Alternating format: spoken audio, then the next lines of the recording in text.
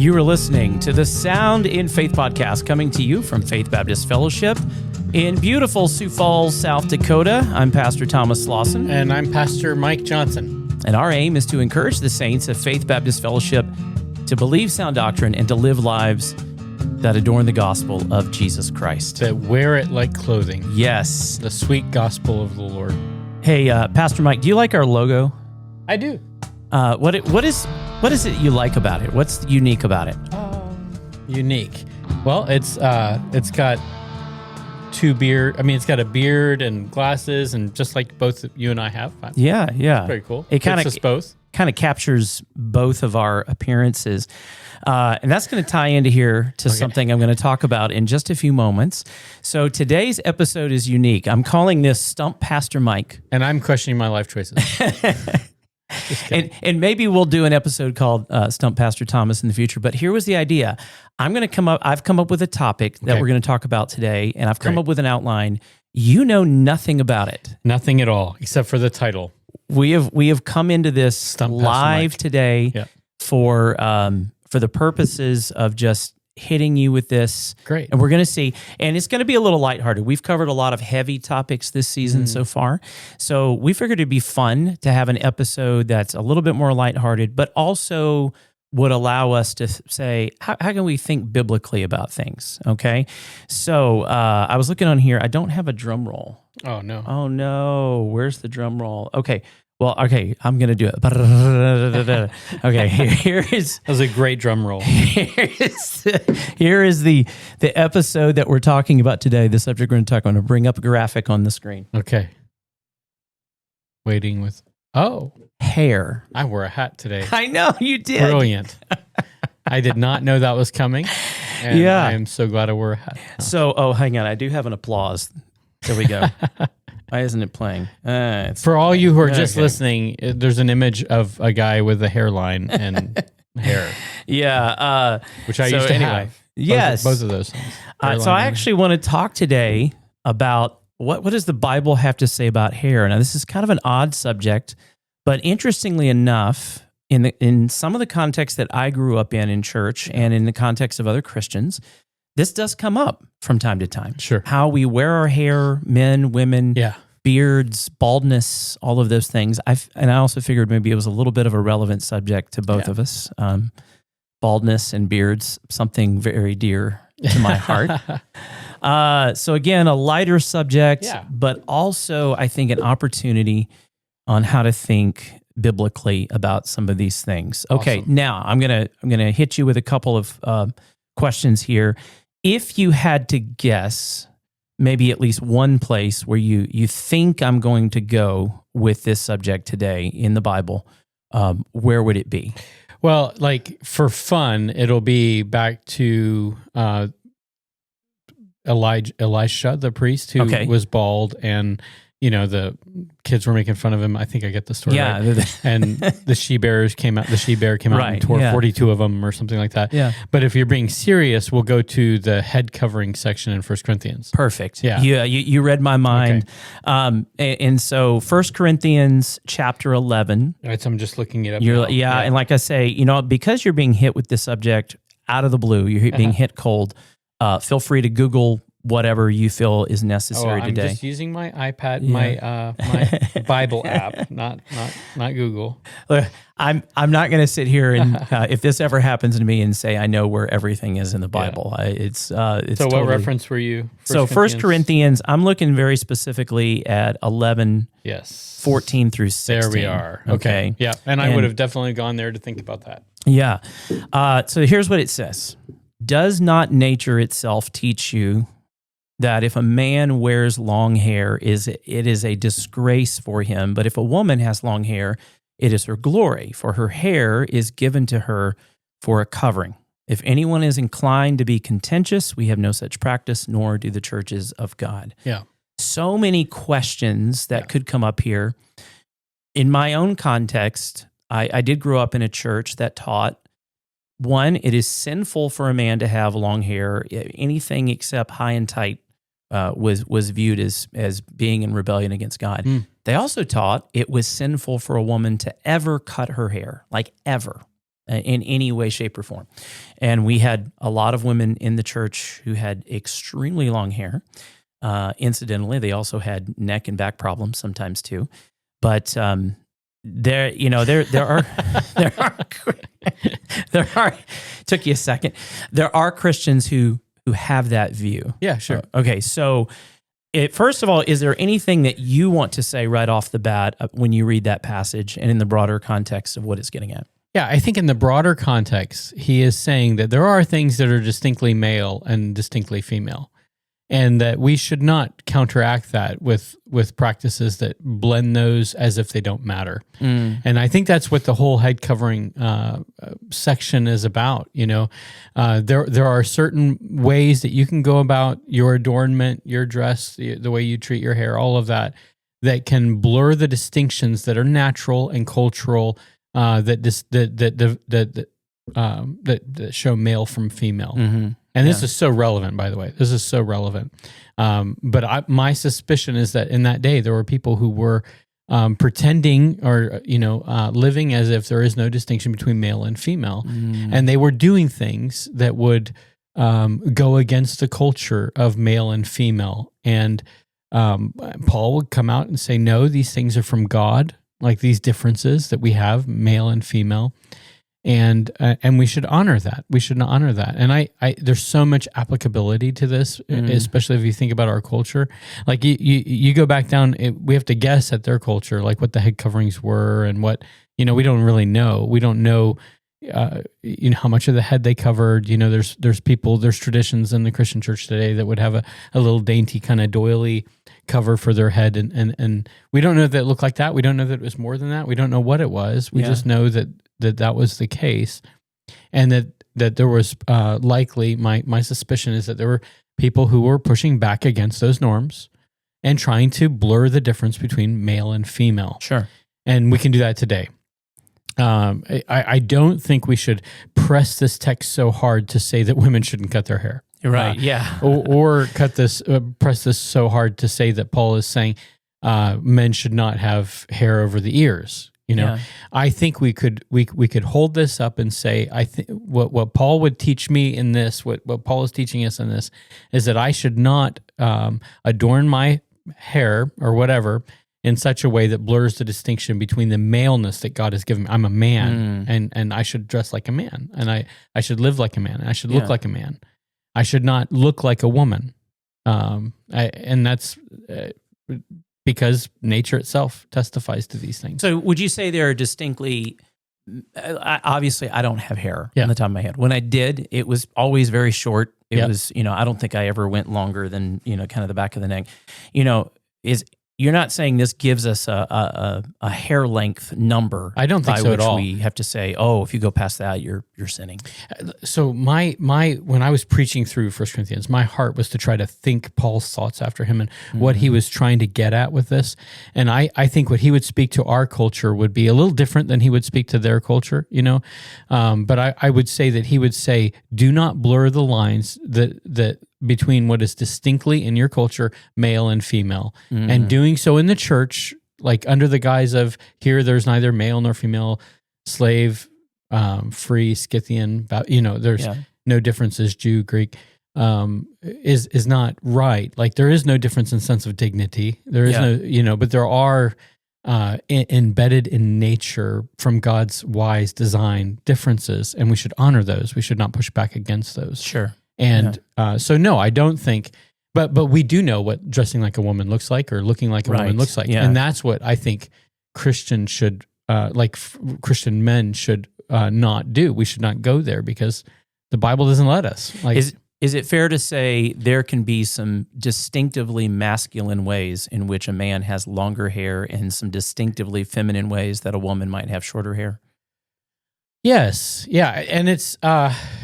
not trying to pin you down on that. No, I get it. There's just so many stylistic things now that, I think there's a manly way to have longer hair, and there's a way not to do that, and I'm not sure exactly where those lines are, but we kind of know them when we see them. Right. You know what I mean? We know that looks very not like a man should look. Yes. Look. right now, or for a woman that looks very manly, and that should not be. We should try not to blur the distinctions, and a lot of it goes down to the heart, right? Like where my heart is. Am I pushing back on God's design in the way that I dress, in the way that I adorn myself, and the way I keep my hair, and all of that? And does that make sense? It makes total sense. I it was in a situation one time a while ago where I saw a person that had very long, effeminate hair, and I assumed it was a woman, and I called this person ma'am or she, and was quickly corrected. And it's like, I'm a man, bro, and I'm like, okay, but there was something about. But then I've also seen men with longer hair before that I've had no problem identifying them as men. Yeah. And so there is, I think, a way that we can present ourselves. I think you're spot on there that passage is pointing. It's not so much about do we get out a ruler and measure how long their hair length is. Right. It is how are they presenting? Are they clearly demonstrating the differences between male and female? Right. That I think are important. And here's some examples of applicability, like for this. Like it's beyond hair, I think. Here in our culture, a man wearing something that looks like a skirt would be quite strange, eye-catching. We'd be like, what in the world are you doing? Like, this is not in line with our culture. You are purposely looking like a woman. And I think that would be under the prohibition here. Yeah. But in Scotland, they have a kilt, and it looks like a skirt here, but it doesn't there, and they can wear that and look manly, and that's okay. So, do you see what I'm getting at? Like, there's I think the spirit of this passage is there are distinctions in nature, and we should honor those because they go back to God's wise design of male and female. Male and female, He created them. Yeah. Both made in the image of God, both with dignity and equal honor before God, all of that, but different. And that difference is from God and good. Good. Well, I mean, I think this answers a lot of the questions I'd kind of jotted down here. Okay. What is Paul really saying? I think you're getting at that right sorry, there. I jump ahead? No. This was kind of a big discussion block. I figured we would just kind of talk about the passage. But the high points were, here's an example too. One of the things I said, if we take the command here that says it's a shame for a man to have long hair, how do we gel that with like what Samson was doing? Yeah. Was Samson, he was actually commanded as taking the Nazirite vow to not cut his hair, to let his hair grow long. There's other examples of that in Scripture. So it's obviously not a rigid. Bring out a ruler or a tape measure type of thing. This is definitely, and because of the big question marks of this, and I can just, some of the questions of 1 Corinthians 11, like what is the head covering, for example? What is short hair? What is long hair? Like, what are we talking about? There's a lot of question marks that go back to the original context, which we don't have right now, and we don't know. Yeah. So I would say this. I would say Samson was not keeping his hair in such a way that he looked like a woman. Yes. I think that's pretty clear. And he would therefore not be under this. Now let's transplant the culture. And if he's in a culture where people wearing long hair is absolutely considered a feminine trait, well, then maybe there's something different there. But, of course, he had from God, he took the Nazirite vow, cutting hair. No cutting hair, yeah. Cutting his hair was a bad idea. Now, did Jesus have long hair? Because all the pictures I've seen of him, I mean, I'm sure they're accurate, right? Yeah, right, where he's like European. Yeah. Blonde, with of red beard. Long locks and everything. Yeah. I mean, there's so much we could say about that. I do want to jump to one other passage. Can I say one more thing? Absolutely, I just want to say one more thing about that. Like, this is all about you. When we press things like this too hard, we miss the spirit of it, and we add rules to what true spirituality is, and we are in danger. Like there's this illustration, we saw it at the Charles Simeon Trust, where a guy drew a line, and he said, this line is Scripture, and we don't want to go below the line. Like we want to think carefully about not like going below the line and not considering what the Bible says and not, obeying it. But we also don't want to go above the line and add to it. We want to just track along. And if we get this wrong, we're going to go above the line in some ways and below the line at the same time. And that's one of the points I was making about doing a subject like this is showing how it's good to think biblically, even about things like this. Yes. It might seem, in the grand scheme of things, insignificant, because if we don't, we can end up drawing some strong legalistic lines in the way people live their lives, and that can actually become harmful in our faith and in our witness. And we start looking at that and say that's true spirituality when the Bible says no such thing. Well, in a similar vein, 1 Timothy 2:9. Okay. We're still talking about hair. We're still talking about hair. This whole episode's about hair. Okay. There's say the reference again. 1 Timothy 2:9. Right. You there's no break from this. This is all you get today. All right. Just a comment here. Likewise, also, that women should adorn themselves in respectable apparel with modesty and self-control, not with braided hair and gold and pearls and costly attire. Okay, so is this passage here teaching that it's wrong for a woman to have braided hair or any kind of other hairdo? No, it's not. Again, there's some, right at the heart of this passage, it says, if you were to bigger context. If you were to take all the subordinate clauses and all, it would say, likewise also the woman should adorn themselves with what is proper, verse 10, with what is proper for women who profess godliness with good works.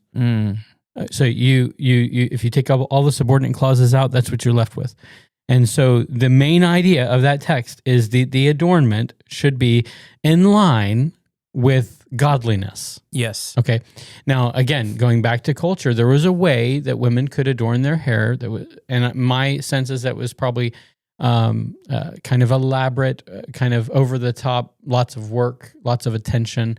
But that would become the adorning, meaning that would be where our focus would go. Right. We would see that person and our thoughts would quickly go, oh, she's adorned by that hair or by that costly attire or by that, those are the things that make up who she is instead of godliness. Right. Yeah. And so I think at the heart of this passage is women should adorn themselves in godliness. Like the thing that draws attention, right, ought to be a deep love for Jesus Christ and God, like that ought to be, and that comes out in the way you dress. That comes out in the way you and it also, you can distract that by the way you dress. Yeah. You can dress in a way that is so, like where modesty is not in play. And then all of a sudden, people aren't thinking about your love for Jesus Christ. They're thinking about other things.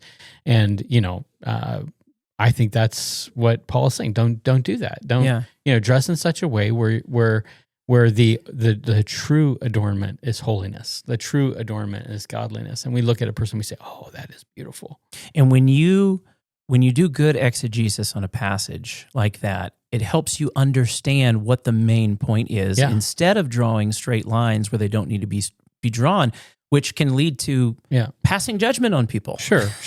Like no braided hair, no gold, like no pearls, no expensive clothing, which by the way, you're not defining any of those things. You're just saying you need to go to Walmart. You can't go to Maurice's or whatever. You know what I mean? Yeah. Like, and it's all, you miss the whole point. That's the big tragedy there is you go above the line in some areas and you go way below the line in other areas when you don't follow the train of thought. Think Paul's thoughts after him and try to understand what he's saying. And what I think he's saying, what I as a dad with 2 daughters, and the way that I've tried to teach them is let the adornment be, like let the way that you adorn yourself be godliness. Yeah. Everything else falls into place, right? You go to, there's so many countries around the world where it is perfectly natural for a woman to have braids in her hair as part of just the normal look that women have. The United States. And it can be in the United States, there's ways that women braid their hair that does not draw any attention to the hair. It doesn't like capture the thoughts of adornment, as when you look at her, that's so good. Yeah. And then now let's get to the subject of beards. Oh, I like something that's near and dear to my face, to our faces, and our beards godly. Spurgeon just said so. Spurgeon said so. Spurgeon, I don't have the quote right on my head, but he said something to the effect of there is no hobby more manly, godly, or what have you than a man growing a beard. Yeah. Which, like I read that. I've had a beard for years and years now, and I think, man, it's kind of fun, and I like it. I can do different things with it. I can make it long. I can make it short. I can, so I think it's not ungodly. Yeah. There are actually some Christian traditions out there. The same one that I grew up in said that it was ungodly for a man to have a beard. Yeah. Because and again, boy, I never could get a straight answer on this. I had one guy one time say, I said, well, Jesus had a beard, because Isaiah 56 is referring to his beard being plucked out. And he said, but they plucked it out. Shouldn't have told you that. It was sin to plug it out. Shouldn't have told you that while you were drinking coffee right there, right? And it was sin to pluck it out for them. Like, but some of them really see it, and I think it kind of comes from some of the more Pentecostal traditions where the beard is seen as kind of worldly, drawing attention to yourself. But does the Bible have any? It seems like there's a lot that is said about beards in the Old Testament, about the beard, the oil running down on Aaron's beard, David's men being humiliated by having their beards shaved off. Yeah, that came to mind, where they shaved half the beard off, and he said, wait till it grows back, and then you can be seen again. I think there's some principles that kind of secondarily apply. Yeah. Like the one we were just talking about. Like, I think there's a way to adorn your beard that would draw more attention to your beard and your face than is needed, and I'm not sure that's wise. I want my adornment as a Christian to be my godliness. I don't want the thing that people notice to be just physical appearance. So like, oh man, look at that stash. Yeah. The dude's grown out. So. And the thought of how much work that takes, and how much product that the dude is putting in his face, all that stuff. We ought to be busy about the Lord's work, and I don't have time to fiddle. You know what I mean? Like, I need to be busy about His work, and so some wisdom issues with that, like I don't want to be distracting. If I was in a church where everyone was clean shaven, I'd probably clean shave, just so that I wouldn't stand out and in that way. I want to stand out for right reasons. I don't want to stand out for silly reasons. Like, be a distraction. I don't want to be a look at me guy. I just don't want to be. And I don't think any of us should be. We're in a church where lots of men have beards, and I'm totally fine having a beard, and you have a beard, I have a beard. One of our pastors doesn't. We've been working on him, but we're going to get there. Yeah. We're trying to get a sponsorship with the podcast for beard care products. I think, working on that. We'll get that, because it's in our logo, guys. It is. You should see that. I think actually too, I once grew my beard down to here. Okay, like I once really grew a long beard. For those of you listening, that's kind of slightly above the belly button. Yeah, right there. Way down. I have pictures. I'll show you. The ZZ Top thing going on. Oh man, it was really long. it was a lot of work. Yeah, and also like it was the first thing everyone said to me. Like, it drew a lot of attention, and I kind of liked that attention. And then I decided, you know what, I don't like that too much. I should not be drawing such attention to myself.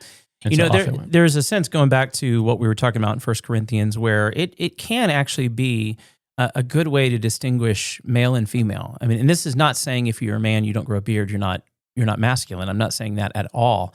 But just here's a comment, and I'm not going to say his name, but it's a young man that you and I both really are friends with and care about, who he has a light beard on his face. And when he has it, he looks like a young man in his 20s. And when he shaves it, he looks like he's 14. Okay. You know what I'm talking about, don't you? I think so. Yeah. Does it start with an E? Yeah, it does. I'm with you.